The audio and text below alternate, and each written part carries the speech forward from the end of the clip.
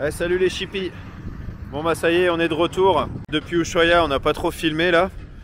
On a été donc au point le plus au sud de notre voyage, donc Ushuaia. Et là le programme dans les 2 jours qui arrivent, ça va être de prendre ce bateau. Voilà.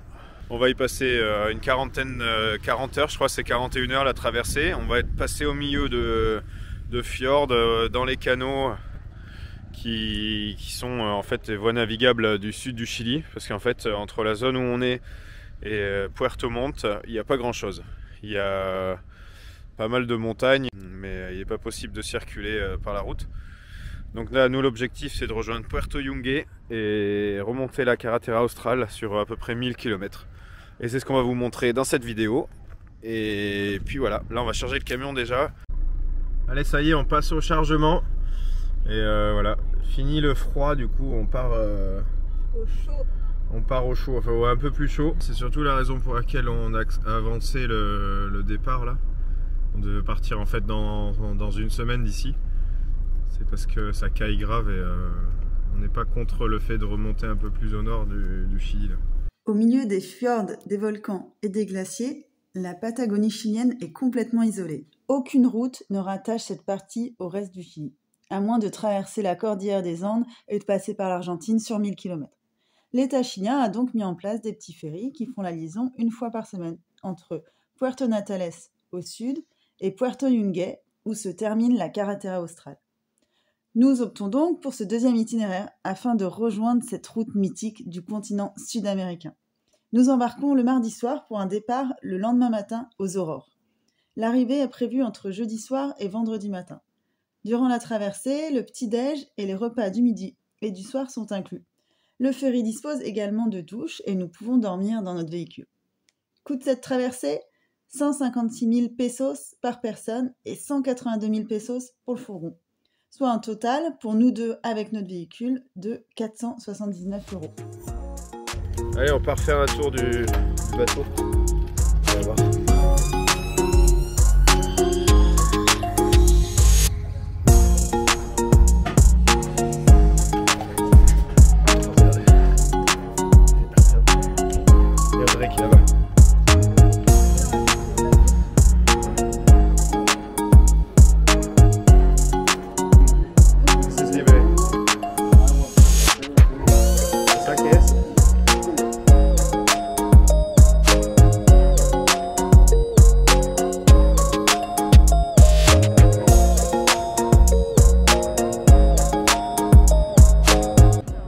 Ça y est, on a fini le chargement. Les mecs là de la compagnie, ils sont en train de s'engueuler les véhicules.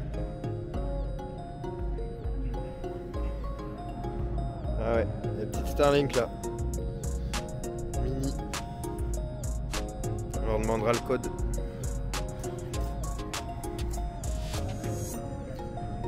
Et comme Audrey le disait tout à l'heure, là les mecs qui nous aident à charger dans le ferry, c'est pas ceux de l'Italie, hein, parce que je sais pas si vous avez déjà pris, ceux qui ont déjà pris un ferry entre la Grèce et l'Italie. C'est les plus sympathiques. Les mecs ils ont oublié d'être sympathiques, ouais, c'est clair. Mais en tout cas là ici ils sont super cool.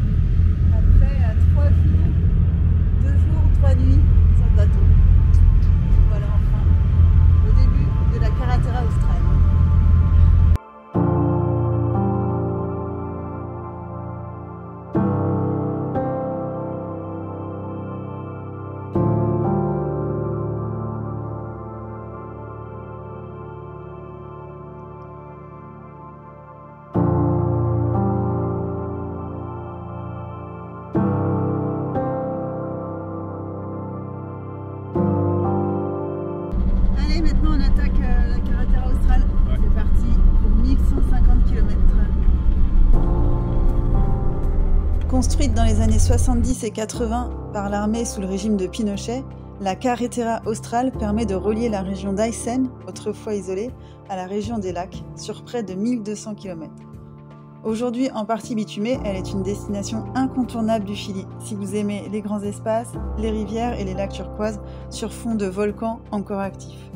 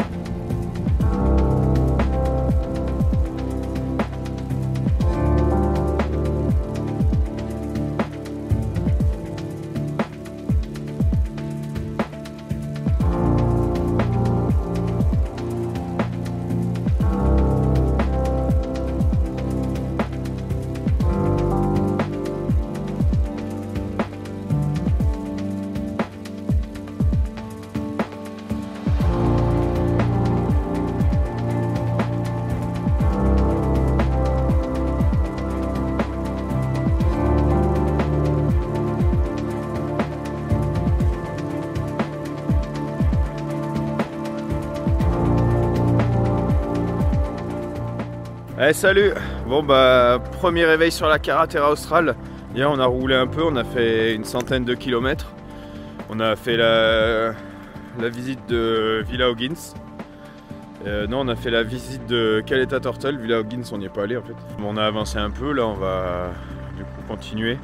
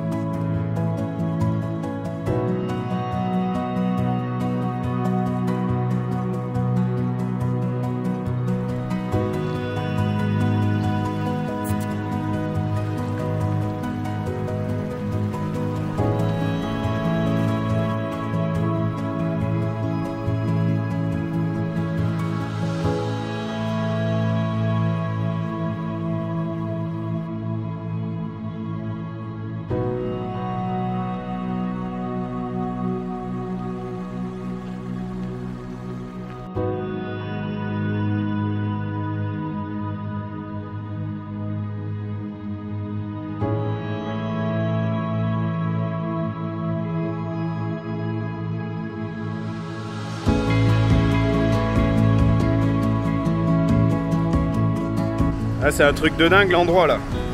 Et il n'y a pas de filtre, il n'y a rien. Le bleu là que vous allez voir.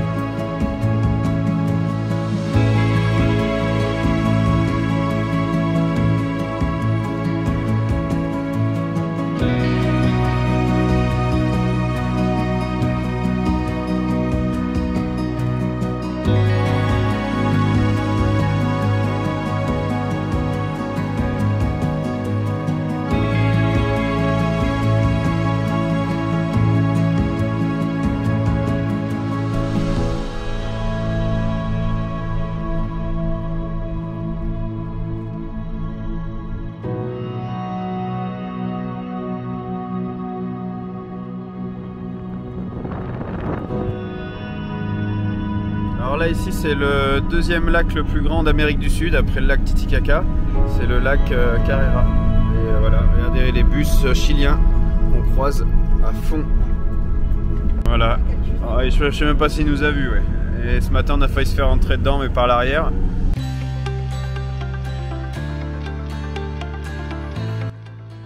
Comme dit Mika, le lac Carrera est le deuxième lac d'Amérique du Sud et le plus grand du Chili, avec une superficie de 1850 km².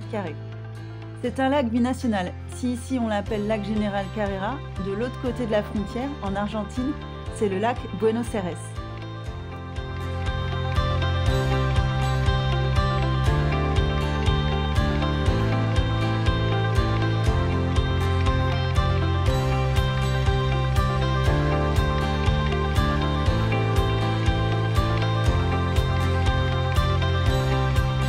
Aujourd'hui on part en excursion, on va faire une excursion en bateau, on va aller voir les cathédrales de marbre. C'est au milieu du lac Carrera, au Chili, sur la carretera austral. Depuis la ville de Puerto Rio Tranquilo, on peut visiter les cathédrales de marbre du lac Carrera, soit en bateau, soit en canoë.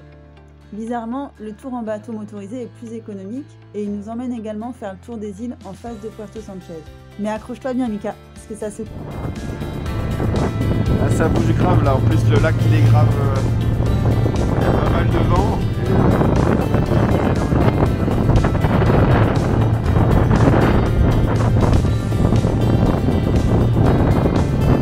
On vient de se prendre une grosse trempée de ouf là, il y a eu une tempête, il y avait des vagues sur le bateau là, enfin sur le lac. Il y avait des vagues sur le lac et là moi je suis trempé de ouf. Là, ça s'est calmé, on a fait des jumps incroyables avec le bateau. Et là c'est calme.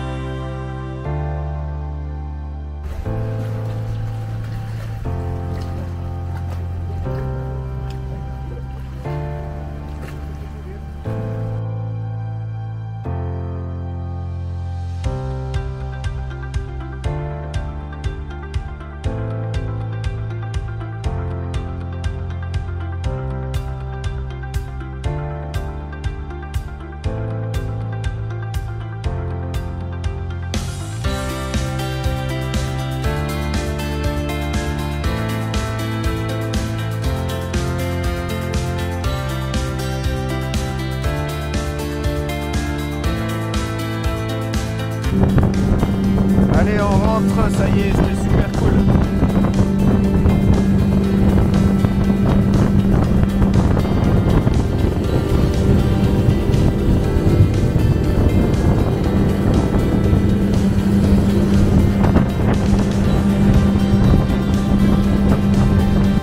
Bah voilà, après être tombé en panne dans le Pantanal pour aller voir les jaguars, maintenant c'est dans le lac Carrera. On vient de tomber en panne avec le bateau. Après de nombreux sauts, je pense qu'il a désamorcé le truc. Voilà, on est habitué maintenant.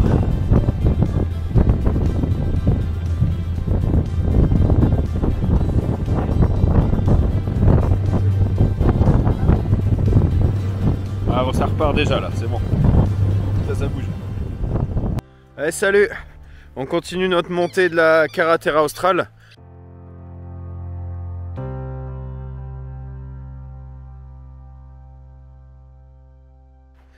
On a fait 400 km à peu près sur la Carretera. Donc voilà, on est encore dans un endroit vraiment cool. Et aujourd'hui j'ai fait des achats. Je me suis acheté un nouveau jouet. Voilà. Pourquoi t'as dû acheter un nouveau drone?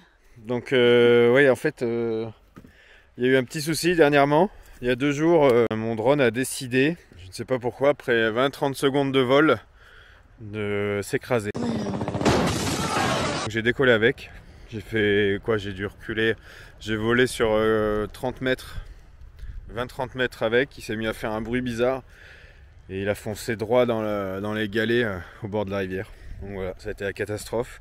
Le châssis est tordu, la nacelle, donc ce qui porte la caméra, est totalement explosée. Donc voilà, il est récupérable. Donc c'est un drone qui avait déjà quelques temps. Le prix de la caméra sur ce drone, elle vaut le prix qu'il vaut actuellement en occasion. Donc je ne ferai pas les réparations. Donc j'en ai acheté un nouveau. On verra s'il y a une différence au niveau de l'image. Parce que l'ancien c'était un Mavic Pro 2.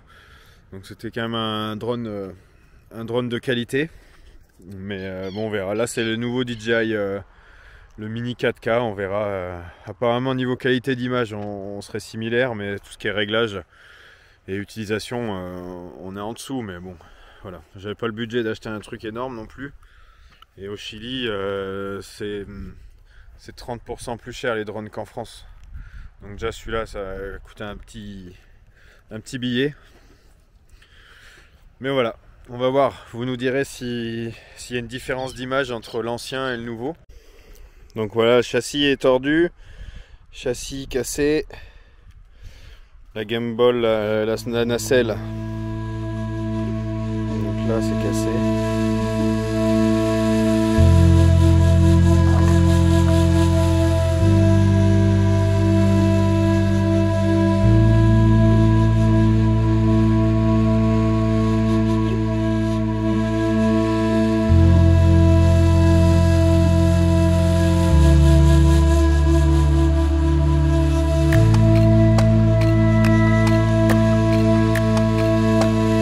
On est sur 2 drones totalement différents. Donc l'ancien c'est un Mavic Pro 2, donc il fait 1 kg, enfin faisait 1 kg parce qu'il a perdu un peu des pièces là, avec le choc, et donc il doit faire un peu moins d'1 kg. Mais voilà, c'est un drone que j'avais depuis un petit moment. Pour conduire ce drone j'avais une licence qui m'autorisait à le conduire, parce que c'est un drone qui fait 1 kg. Il était référencé sur une plateforme qui enregistre tous les petits aéronefs de ce type. Et après le nouveau, lui il fait 250 grammes. Pas besoin de le répertorier ni rien du tout. Voilà.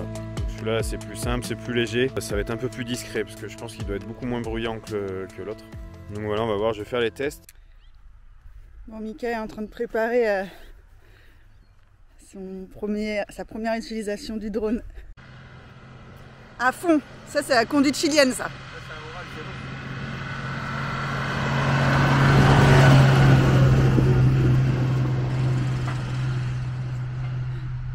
Et là ça va, là, il conduit pas trop vite. Merci pour la petite fumée.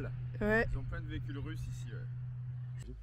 Bon bah voilà, déjà j'ai juste pour la télécommande, déjà c'est bien mieux les nouvelles générations. L'écran se met en haut, donc c'est un peu mieux, parce que sur l'ancien modèle, j'avais l'écran en dessous. Donc quand je pilotais, j'avais l'écran ici.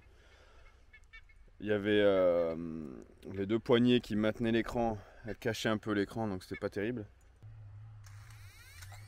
Ok, c'est comme ça. Voilà. Alors là, c'est différent, ouais. On va aller gentiment au début.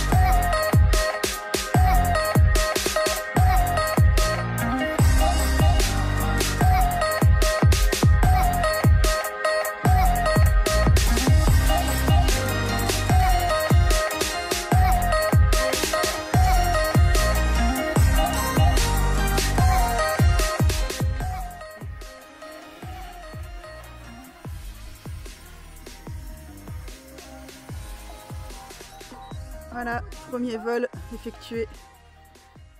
Mika a l'air plutôt satisfait déjà. Ouais, ça va. L'image, ça va. Il est très léger, très maniable.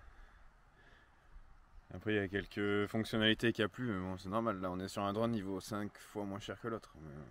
5 fois carrément? 9, ouais. Ouais.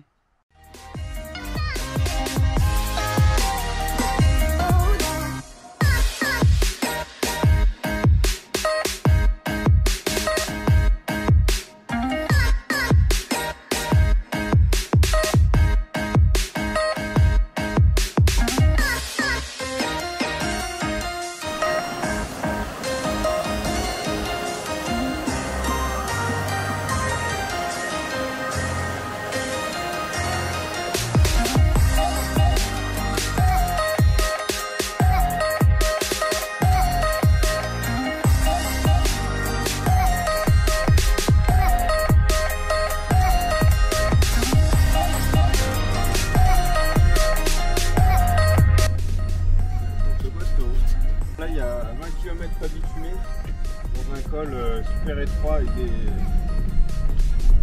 Au pire endroit quoi.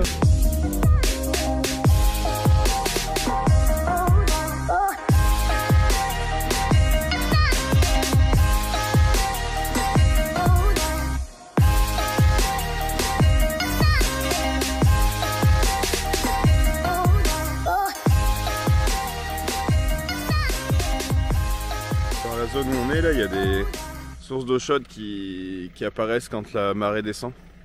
Donc à marée basse, il y a moyen d'avoir des petits bains d'eau chaude gratos. Donc voilà, on va aller voir ça.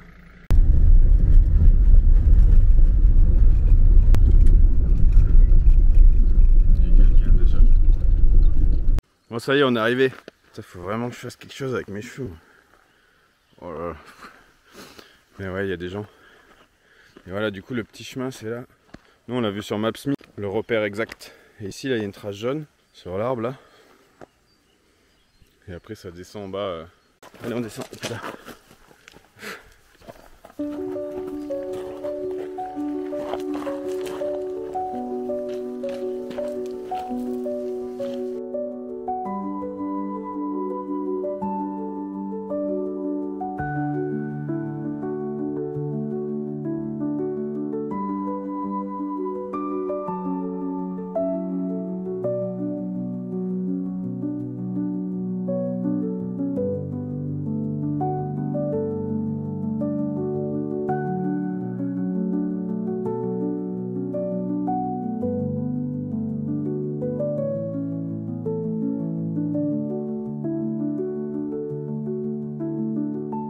Bon bah voilà, on a terminé la route 7 de la Carretera Austral.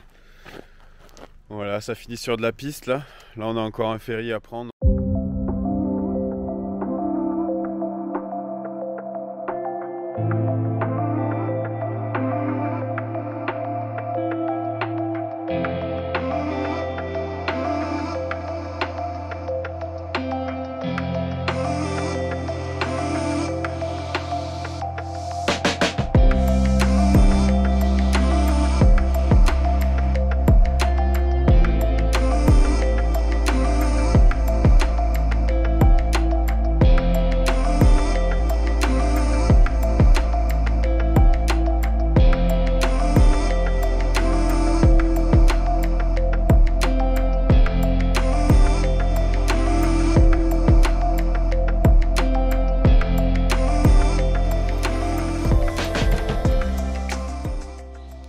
Ici, la route commence et s'achève sur un ferry.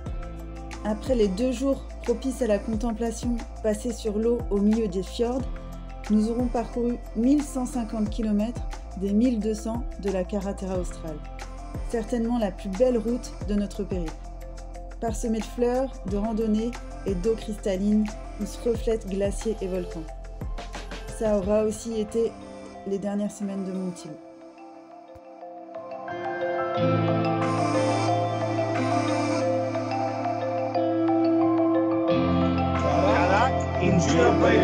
Carac comme d'hiver. Avant tout le monde.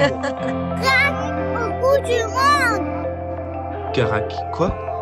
Carac autour du monde.